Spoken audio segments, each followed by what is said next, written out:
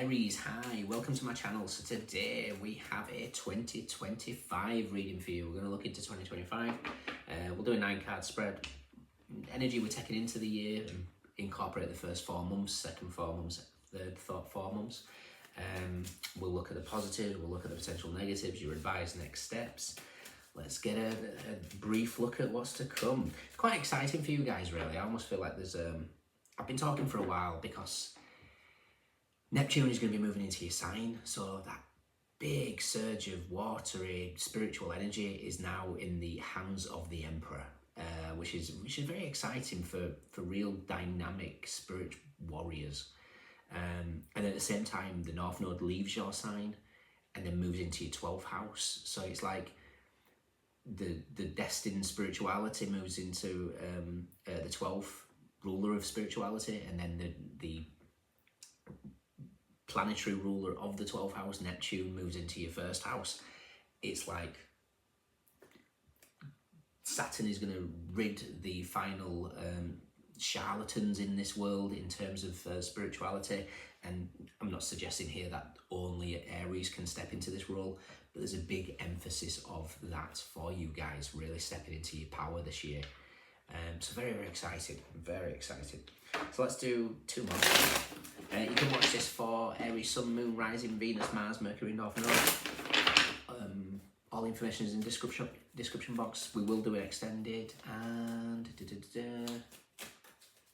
cross watchers if you're nosy, go for it. Yeah, let's do 1 more.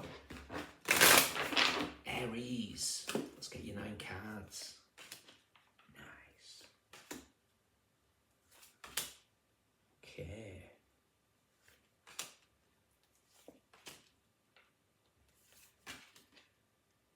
Okay, interesting. Yes, that's what I saw. Okay. Right, we have the Page of Wands. We have the 9 of Pentacles, the 8 of Cups, the 7 of Pentacles, Page of Cups, 8 of Pentacles, 8 of Swords, 3 of Wands, and the King of Pentacles. Eventually, everything that you touch, this is the Midas touch, everything you touch is going to turn to gold. Navigating it is a little bit of a tricky thing. You start in the energy pretty well.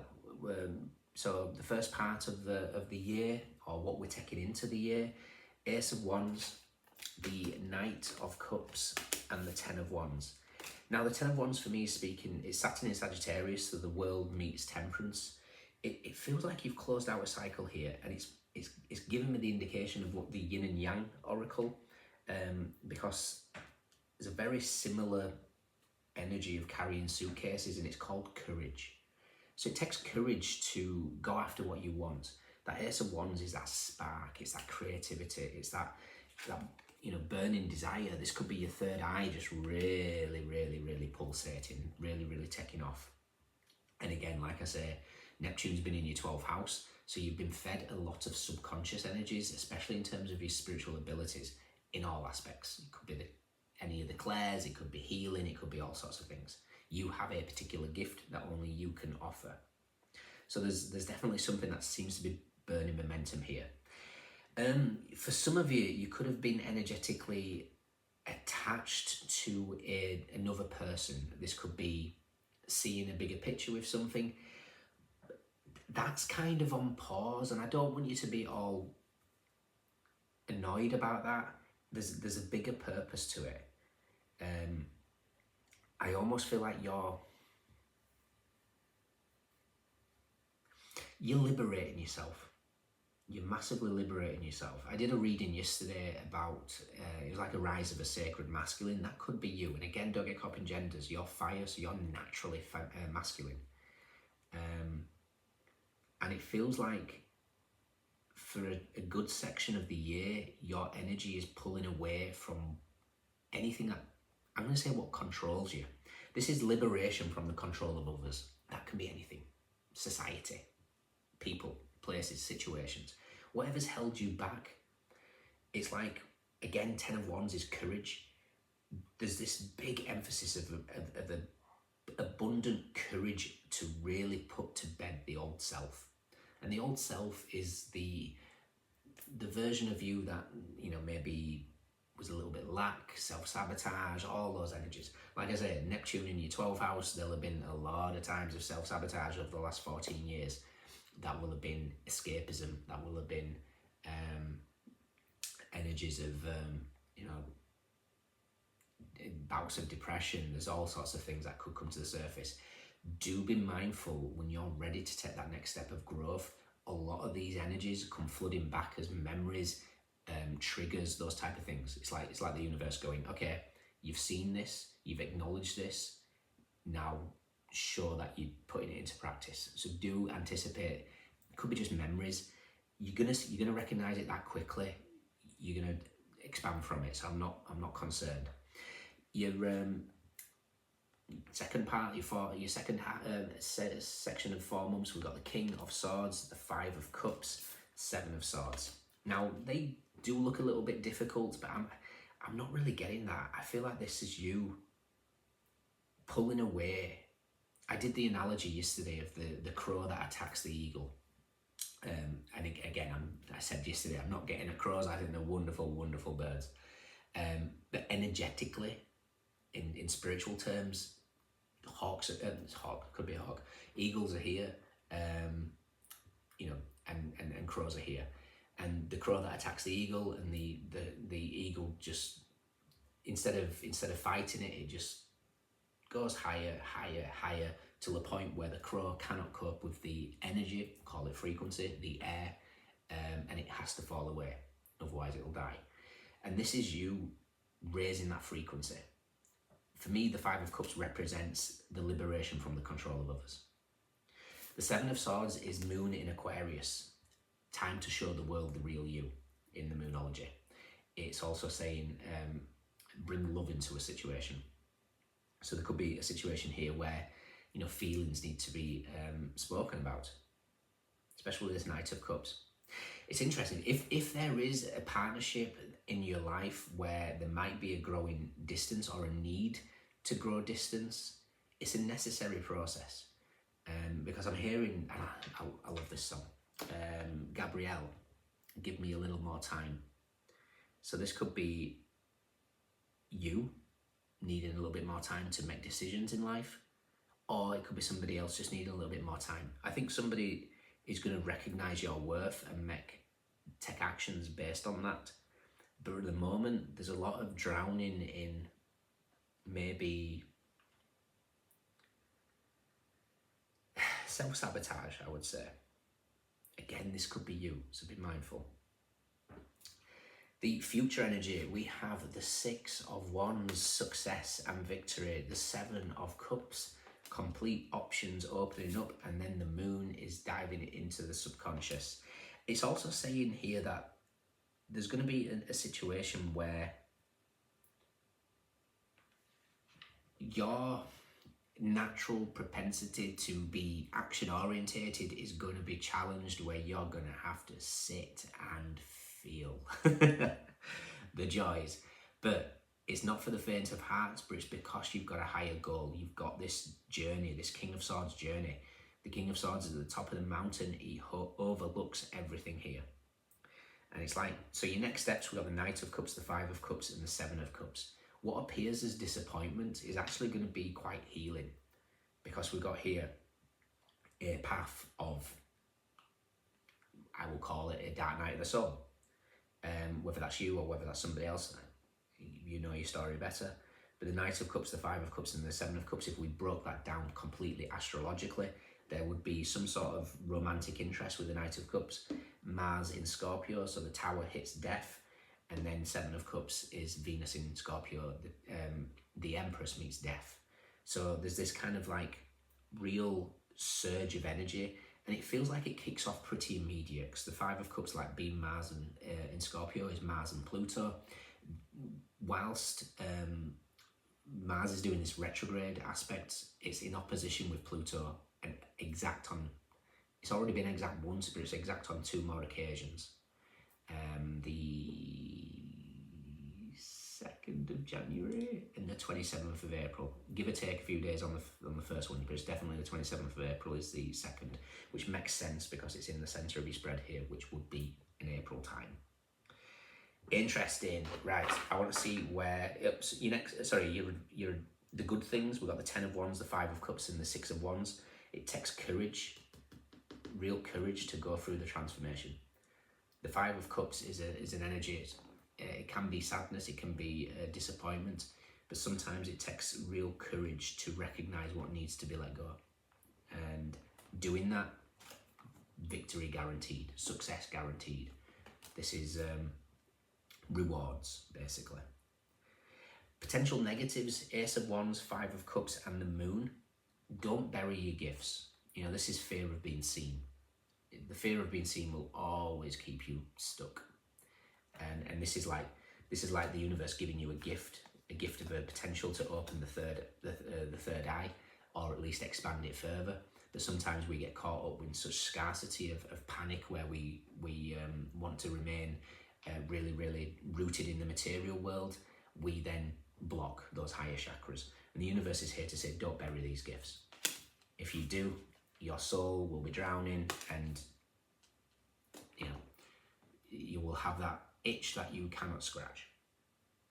Okay, so Tower, Death, Empress.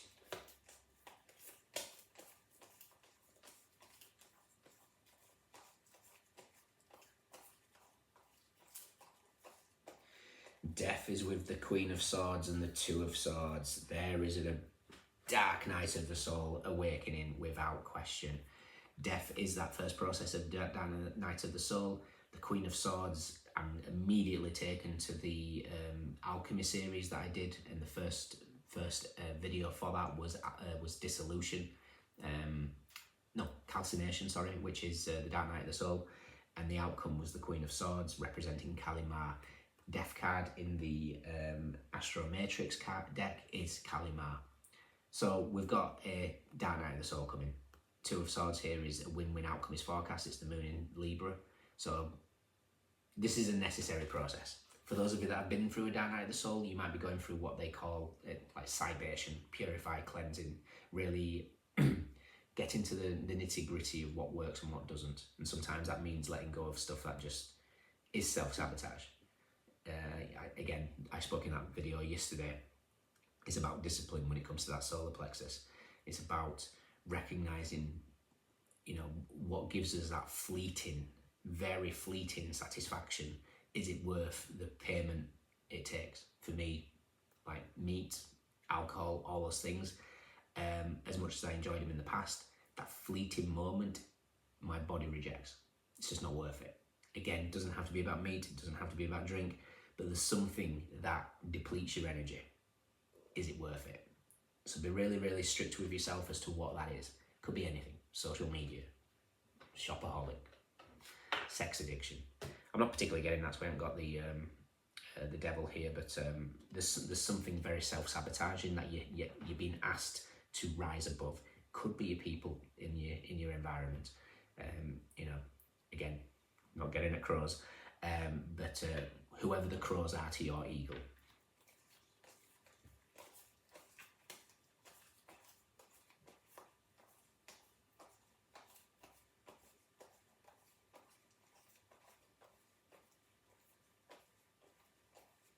Oh, nice. There's definitely awakening going here. The Empress is with Judgment and the 6 of Pentacles. See, so death is the beginning of that stage of Dark Night of the Soul. Judgment is the end, where you hear the call and rise. So again, you know, it's like a yin and yang thing. Feminine energy has to go through it, masculine energy has to go through it. We have to balance both within ourselves. But there's like this, this feels like you're dealing with somebody with a cyclical flow. You master something that they're good at, they master something that you're good at. If that's not the case, there could be maybe even a teacher that comes in and shows you the ropes. Interesting. Look at that, there's you guys wedged.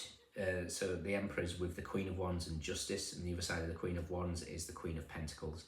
So there's the current nodes. North node is in your sign, South node is in Libra, and this is that this is that energy of opposites. There's a duality going on here. And it's really interesting because I kind of feel like when the North Node moves into Pisces, so into your 12th house, it moves the South Node into Virgo and your 6th house. And the 6th house is about your daily habits. South Node is something that you've practiced in previous lifetimes, even possibly in this lifetime. Something that you're very, very good at, something you're very, very comfortable at, but you've been asked to really ground that energy. So this is getting serious with a habit, a daily habit, whether that's, discipline is really key this year because you're opening the path to something amazing. And the Tower is with the Wheel of Fortune, dramatic turn of events with the Ace of Swords. This, for me, is a wide open crown chakra and you just knowing exactly what to do, when to do, and where to go. What a very exciting year. So, like anything, there is no, clear road. If the path is completely clear, then you're on somebody else's. So there's always going to be wobbles. There's always going to be ups and downs moments. But you're being literally, it feels like if you want this, if you continue raising your frequency, this is full liberation from the control of others. A ridding of your old self, ready for this. Look at me. At the end of the year, oh, look at Aries. Fantastic. Okay. And what I love this, to end your reading with the moon is brilliant because you're, again, masculine, you're the emperor. And if I want to see the emperor with anything, I want to see it with the moon. It means masculine with feminine, just like I would want to see the sun with the empress. So for me, the moon ending the year is just like, fantastic. Takes courage though. I will repeat, it takes courage. Okay? In your extended, let's look at, what should we look at?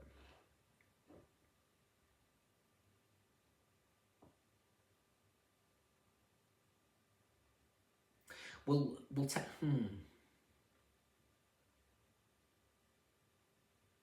We're going to take the energy of this success at the end, and we'll work around it. And I also want to touch the recent past is going to incorporate whoever this is that says, give me a little more time.